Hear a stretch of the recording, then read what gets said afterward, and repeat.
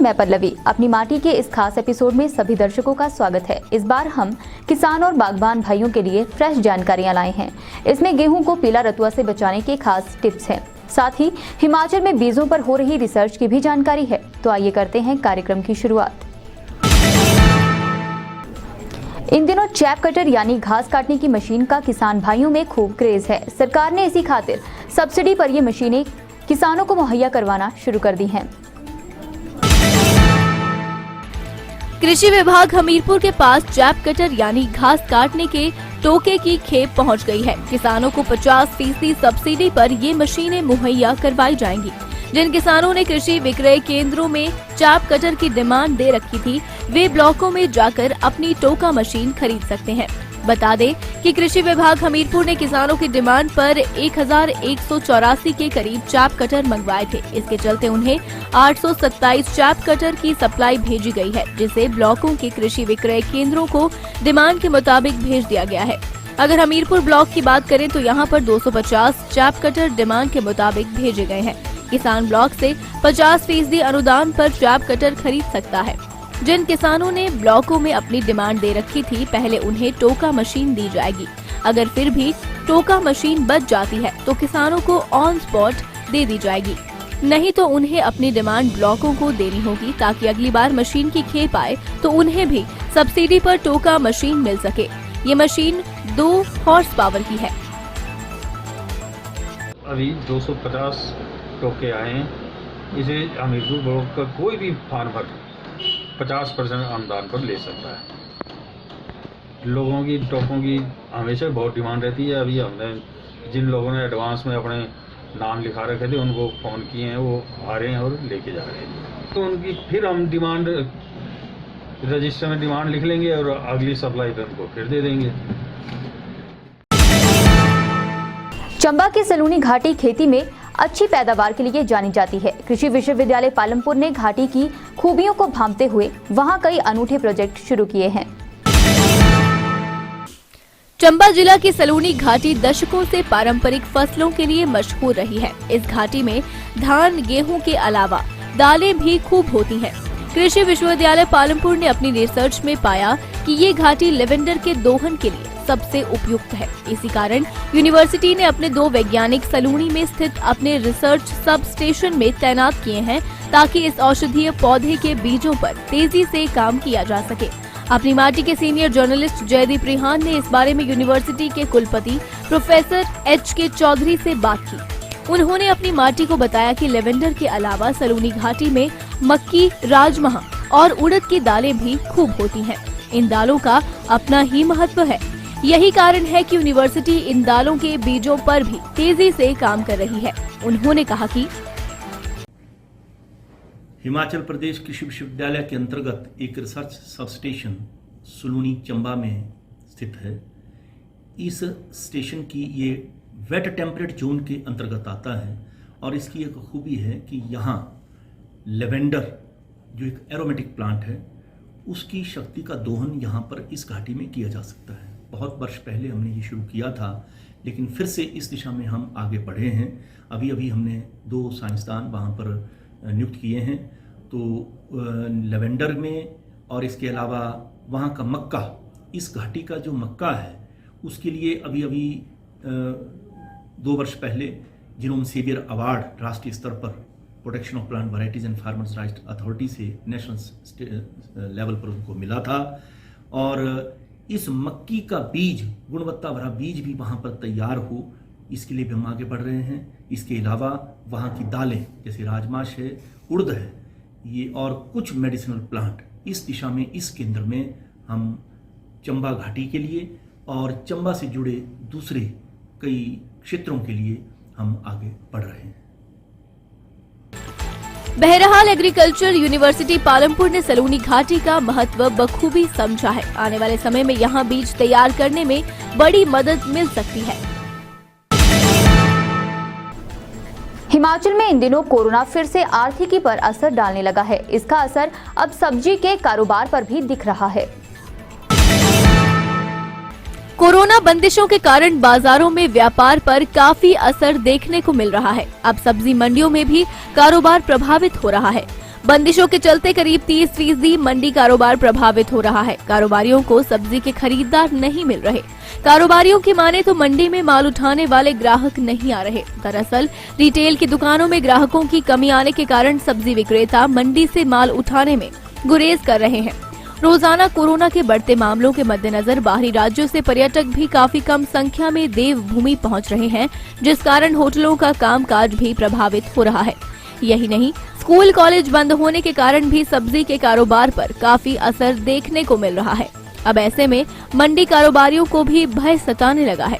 अब सभी इसी बात की उम्मीद कर रहे हैं कि जल्द ही कोरोना की तीसरी लहर शांत हो जाए। मैं मनु ठाकुर, सब्जी मंडी सोलन से। आपने कोरोना बंदिश के बारे में पूछ रहे हैं। इसमें हमारे सब्जी में थोड़ा सा प्रभाव पड़ा है, जैसे कोई यहाँ पे स्कूल वगैरह बंद हो रहे, उन्हीं के करके सब्जी कम बिक रही है। यही हमारे कोरोना बंदिश से जानकारी है। मेरा नाम जतिन साहनी है।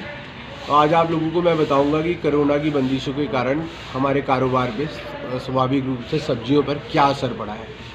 तो देखा जा रहा है कि सरकार ने जो बंदिशें लगाई हैं, वीकडेज ऑफ रखा है, वीकेंड्स ऑफ रखा है, सैटरडे संडे बाज़ार बंद रहेगा, सिर्फ सब्जी वाले वो भी कुछ लिमिटेड पीरियड ऑफ टाइम के लिए खुले रहेंगे और बाकी 6 बजे तक की दुकानें मंडे से अपना फ्राइडे तक खुलेंगी और स्कूल कॉलेजेस बंद है।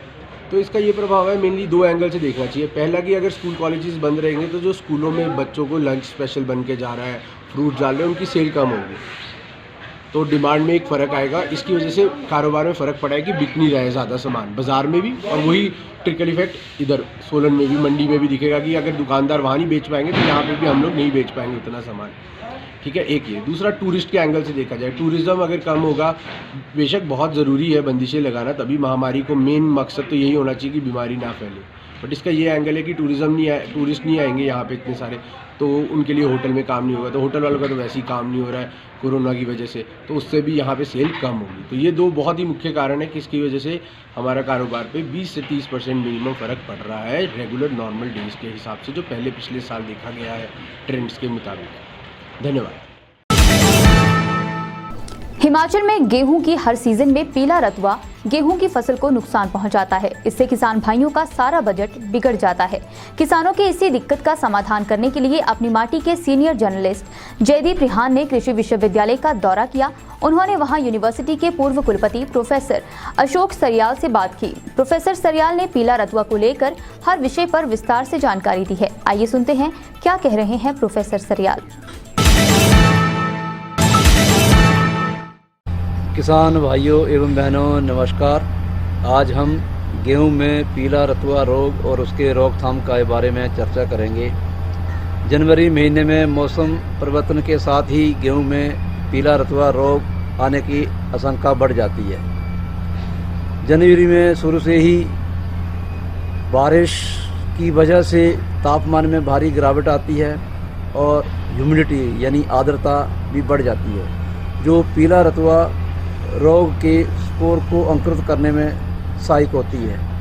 पीला रतुआ रोग दिसंबर माह के आखिरी सप्ताह से मार्च महीने तक गेहूं की फसल में लगता है। पीला रतुआ पहले पहाड़ी क्षेत्रों में पाया जाता था, परंतु कुछ वर्षों से अब पीला रतुआ रोग मैदानी क्षेत्रों में भी देखने को मिलता है। सन 2011 से पंजाब, हरियाणा, हिमाचल प्रदेश और उत्तराखंड में लगभग 3 लाख हेक्टेयर क्षेत्रफल में गेहूं को पीला रतुआ से बहुत नुकसान हुआ। किसान भाई पीला रतुआ की खेत में पहचान कैसे करें?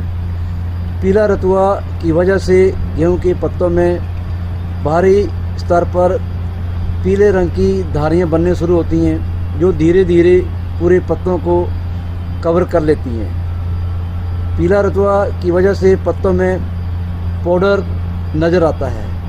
पीलापन गेहूं के पौधों में पोषक तत्व की कमी से भी आता है। इसको हम कैसे पहचानें? गेहूं को पत्तों को जब हाथ से छुएंगे तो पीला रतुआ पाउडर जो है वो आपके हाथ में चिपक जाएगा, जबकि पोषक तत्वों की कमी से पीलापन में ऐसा नहीं होता। किसान भाई पीले रतुए की रोकथाम के लिए रासायनिक उपचार, पीले रतुए की रोकथाम के लिए 200 लीटर पानी में 200 मिलीलीटर प्रोपोक्विनोल, जिसे टिल्ट के नाम से भी जाना जाता है, 0.1% का घोल बनाकर 10 करनाल प्रति एकड़ में इसका छिड़काव करें। दूसरा रासायनिक है एंडोफिल M45 जो 0.2% के घोल बनाकर यानी 200 लीटर पानी में 400 मिलीलीटर का घोल बनाएं और उसको खेत में छिड़काव करें। पीला रतुआ पहले 10-15 पौधों में गोलाकार क्षेत्र में आता है जो धीरे धीरे बढ़कर पूरे खेत में फैल जाता है। यदि पीले रतुए का प्रकोप पूरे खेत में फैलने की आशंका हो तो किसान भाई 15 दिन के बाद दोबारा घोल का छिड़काव कर सकते हैं। दूसरी विधि जैविक, किसान भाई 10 लीटर गौमूत्र में 2 किलोग्राम नीम के पत्ते और 250 ग्राम लहसुन का काढ़ा बनाएं और जिसे 80 से 90 लीटर पानी में घोलकर प्रति एकड़ यानी 10 करनाल में उसका छिड़काव करें। अधिक जानकारी के लिए किसान भाई हिमाचल प्रदेश कृषि विश्वविद्यालय पालमपुर के कृषि विज्ञान केंद्रों में विशेषज्ञों और कृषि विभाग के कृषि अधिकारियों से सलाह लेकर अपने खेत को, गेहूं की फसल को पीला रतुआ से बचा सकते हैं और अधिक पैदावार लेकर लाभ प्राप्त कर सकते हैं। जय हिंद, धन्यवाद। चलते चलते में किसान भाइयों के लिए कुछ और जानकारियां। खेतों में सोलर फेंसिंग लगाने को विभाग ने खर्च किए 175 करोड़। खेत संरक्षण योजना बनी मददगार। नैना देवी से विधायक रामलाल ठाकुर ने उठाया सिंचाई का मसला। विधायक प्राथमिकता मीटिंग में मांगी राहत। बल के विधायक ने मांगा सुकेती खड्ड का तटीकरण। किसानों को मिलेगी बड़ी राहत। अपनी माटी के इस एपिसोड में बस इतना ही। देखते रहिए दिव्य हिमाचल टीवी।